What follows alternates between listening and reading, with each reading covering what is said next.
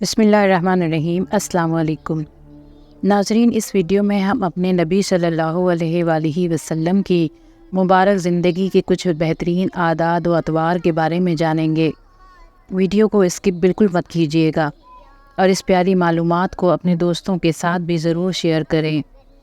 محبت سے ایک بار درود پاک ضرور پڑھ لیں۔ نبی صلی اللہ علیہ وآلہ وسلم کا کھانے پینے کا ذوق بہت نفیس تھا۔ گوشت سے خاص رغبت تھی۔ زیادہ ترجیح دست، گردن اور پیٹھ کے گوشت کو دیتے تھے۔ اس پہلو کی ہڈی پسند تھی۔ سرید گوشت کے شوربے میں روٹی کے ٹکڑے بھگو کر یہ مخصوص عربی کھانا تیار کیا جاتا تھا۔ تناول فرمانا مرغوب تھا۔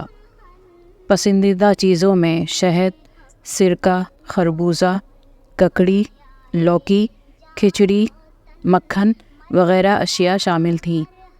دودھ کے ساتھ کھجور، جو کہ بہترین مکمل غذا بنتی ہے، کا استعمال بھی اچھا لگتا، اور مکھن لگا کے کھجور کھانا بھی ذوق میں شامل تھا۔ کھرچن تہ دیگی سے بھی انس تھا۔ ککڑی نمک لگا کر اور خربوزہ شکر لگا کر بھی کھاتے۔ مریضوں کی پرہیزی غذا کے طور پر حریرہ کو اچھا سمجھتے اور تجویز بھی فرماتے۔ میٹھا پکوان بھی مرغوب خاص تھا۔ اکثر جو کے ستو بھی استعمال فرماتے۔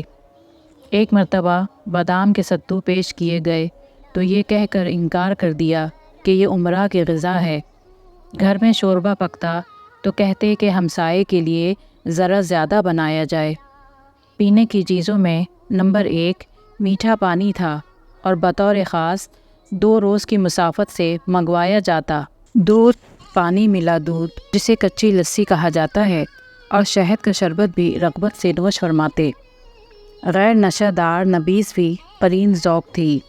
افراد کا الگ الگ بیٹھ کر کھانا ناپسند تھا۔ اکٹھے ہو کر کھانے کی تلقین فرمائی۔ سونے چاندی کے برتنوں کو بالکل حرام فرما دیا تھا۔ کانچ، مٹی، تانبا اور لکڑی کے برتنوں کو استعمال میں لاتے رہے۔ دسترخوان پر ہاتھ دھونے کے بعد جوتا اتار کر بیٹھتے، سیدھے ہاتھ سے کھانا لیتے اور اپنے سامنے کی طرف سے لیتے۔ برتن کے وسط میں ہاتھ نہ ڈالتے۔ ٹیک لگا کر کھانا پینا بھی خلاف معمول تھا۔ 2 زانوں یا اکڑو بیٹھتے۔ ہر لقمہ لینے پر بسم اللہ پڑھتے۔ ناپسندیدہ کھانا بغیر عیب نکالے خاموشی سے چھوڑ دیتے۔ زیادہ گرم کھانا نہ کھاتے۔ کھانا ہمیشہ 3 انگلیوں سے لیتے اور ان کو لتھڑنے نہ دیتے۔ دعوت ضرور قبول فرماتے، اور اگر اتفاقاً کوئی دوسرا آدمی بات چیت کرتے ہوئے یا کسی اور سبب سے ساتھ ہوتا تو اسے لیتے جاتے، مگر صاحب خانہ سے اس کے لیے اجازت لیتے۔ مہمان کو کھانا کھلاتے تو بار بار اصرار سے کہتے کہ اچھی طرح بے تکلفی سے کھاؤ۔ کھانے کے مجلس سے بتقاضائے مروت سب سے آخر میں اٹھتے۔ دوسرے لوگ اگر پہلے فارغ ہو جاتے تو ان کے ساتھ آپ صلی اللہ علیہ وسلم بھی اٹھ جاتے۔ فارغ ہو کر ہاتھ ضرور دھوتے، دعا کرتے جس میں خدا کی نعمتوں کے لیے ادائے شکر کے کلمات ہوتے۔ نیز طلب رزق فرماتے اور صاحب خانہ کے لیے برکت چاہتے۔ کھانے کی کوئی چیز آتی تو حاضر دوستوں کو بااصرار شریک کرتے اور غیر حاضر دوستوں کا حصہ رکھ دیتے۔ پانی گٹ گٹ کی آواز نکالے بغیر پیتے، اور بالعموم 3 بار پیالہ منہ سے الگ کر کے سانس لیتے، اور ہر بار آغاز پر بسم اللہ اور اختتام پر الحمدللہ و شکر اللہ پر کرتے۔ عام طریقہ بیٹھ کر پانی پینے کا تھا۔ پینے کی چیز مجلس میں آتی تو بالعموم داہنی طرف سے دوڑ چلاتے، اور جہاں ایک دور ختم ہوتا دوسرا وہیں سے شروع کرتے۔ بڑی عمر کے لوگوں کو ترجیح دیتے، مگر داہنے ہاتھ والوں کے مقررہ استحقاق کی بنا پر ان سے اجازت لے کر ہی ترتیب توڑتے۔ کھانے پینے کی چیزوں میں پھونک مارنا یا ان کو سونگھنا ناپسند تھا۔ کھانے پینے کی چیزوں کو ڈھانکنے کا حکم دیا ہے۔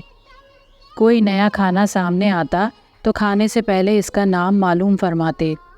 زہر خورانی کے واقعے کے بعد معمول ہو گیا تھا کہ اگر کوئی اجنبی شخص کھانا کھلاتا تو پہلے ایک آدھ لقمہ خود اسے کھلاتے۔